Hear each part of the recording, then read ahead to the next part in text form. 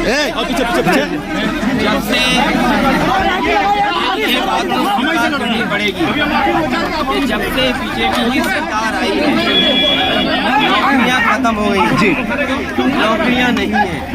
अब ये मनीष क्या कर रहा है? पढ़े लिखे नौजवान के सामने संकट है, उसके भविष्य जब महंगी पढ़ाई हो जाए, एडमिशन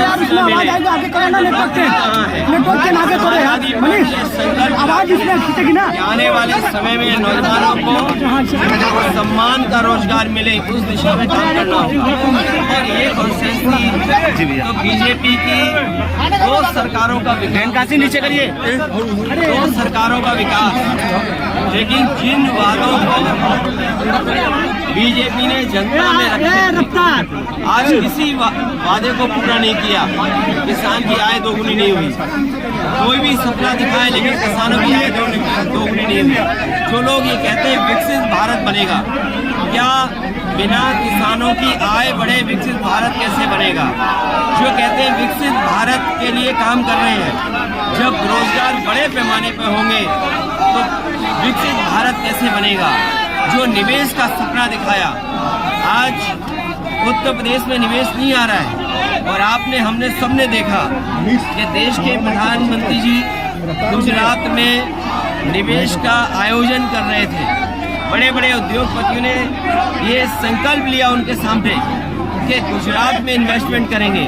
अगर इन्वेस्टमेंट गुजरात में चला जाएगा तो हमारे मुख्यमंत्री जी जो 40 लाख करोड़ का हिसाब लगा करके बैठे थे, उनके पास निवेश क्या आएगा? तो निवेश आ नहीं रहा। सरकार केवल इवेंट, कार्यक्रम, योजनाओं में पैसा डाइवर्ट कर रही है और इतना भ्रष्टाचार, इतनी लूट और जमीनों पर कब्जा कभी उत्तर प्रदेश में नहीं हुआ जितना बीजेपी की सरकार में अधिकारियों ने मिलकर के बीजेपी नेताओं के साथ किया है। आज अगर भूमाफिया पार्टी कोई है तो वो भारतीय जनता पार्टी है। कोई भी जिला उठा करके देख लो, वहाँ की रजिस्ट्रियाँ उठा करके देख लो, अगर सबसे ज्यादा जमीनों का कारोबार, जमीनें कब्जा करने का काम अगर किसी ने किया तो भारतीय जनता पार्टी ने। अखिलेश जी, आपने एक एक्स पे पोस्ट किया कि उदारवादी और कट्टरवादी भारतीय इतिहास में ऐसा देखा गया है और इसी रुक नहीं पा रहा है, इसका क्या अर्थ थोड़ा समझा दीजिए। बाबा साहब भीमराव अम्बेडकर जी जातिवाद को लेकर के जातियां खत्म हो, और एक समय ऐसा भी था कि बाबा साहब भीमराव अम्बेडकर जी एक सम्मेलन में जाना चाहते थे, लेकिन सम्मेलन में उनको जाने से कुछ न कुछ ऐसा हो जाता जिसकी वजह से सम्मेलन कैंसिल करना पड़ा। उसके बाद उन्होंने उसी भाषण को अपने ऐसे के रूप में एनिमिलेशन ऑफ कास्ट सबके सामने रखा। इसी तरह डॉक्टर राम मनोहर लोहिया पूरी जिंदगी भर इस बात का प्रयास करते रहे कि जाति खत्म हो, जातियां टूटें, और नेताजी से लेकर के जितने भी समाजवादी आंदोलन चले हैं उन्होंने जातियां तोड़ने का काम किया, या जातियां कैसे टूटे उस दिशा में काम किया। चाहे वो राजनारायण जी हो, चाहे कर्पूरी ठाकुर जी हो, या पुराने तमाम नेता जिनके हम नाम ले सकते हैं, लेकिन कहीं भी समाज में जातियां नहीं खत्म हुई। जातियों का भेदभाव ये भारतीय जनता पार्टी ने बढ़ाया है और जानबूझ करके विपक्ष के लोगों को अपमानित करने के लिए तमाम तरह का प्रचार चलाते हैं। जो निमंत्रण देने का मामला है, निमंत्रण भगवान का कौन कैसे दे सकता है? भगवान तो जिसको बुलाते हैं वो अपने आप से चला जाता है।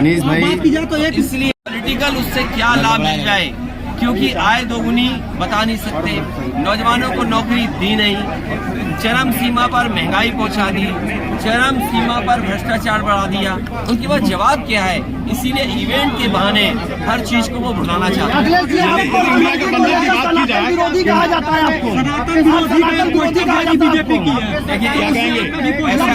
देखिए मेरे पत्रकार साथियों, अगर तुम ज्यादा सवाल पूछोगे तो तुम भी सनातन विरोधी हो जाओगे। चंपत राय कह रहे हैं।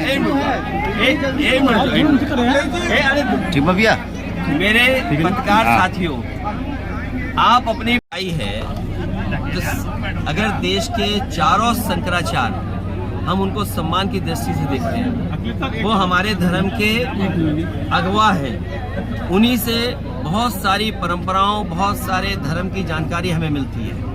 और अगर चारों शंकराचार्य मना कर रहे हैं किसी बात को लेकर, तो भारतीय जनता पार्टी क्या आरोप लगाएगी उन पे कि वो सनातनी नहीं है?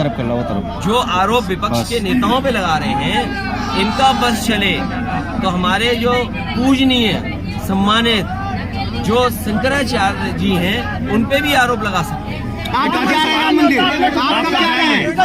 आप कब जाएंगे राम मंदिर? जब भगवान बुलाएंगे, भगवान बुलाएंगे। बताइए मुझे, जो आपने सनातन का सवाल इतना महत्वपूर्ण पूछा। हाँ ठीक।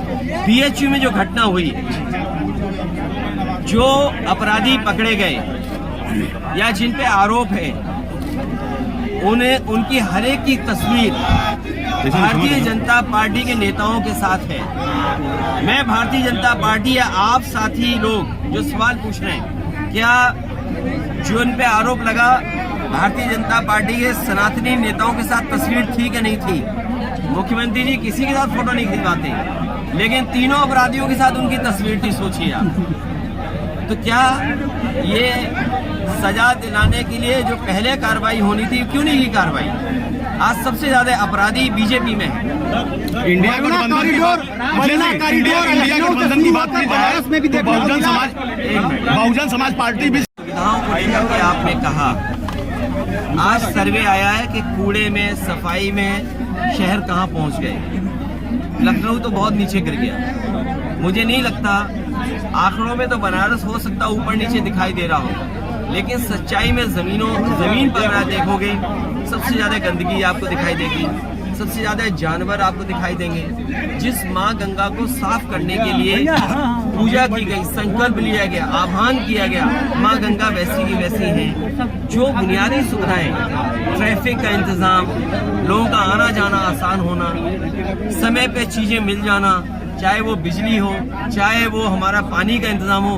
बताओ आप 10 साल में और लखनऊ की सरकार के जो 7 साल पूरे होने जा रहे हैं, क्या सुविधाएं बनारस को मिली है? और बनारस तो स्मार्ट सिटी में माना जाता है। स्मार्ट सिटी में जनता आकलन करे कि पिछले 10 साल में स्मार्ट सिटी कितना आगे बढ़ा है। शंकराचार्य नहीं जा रहे हैं।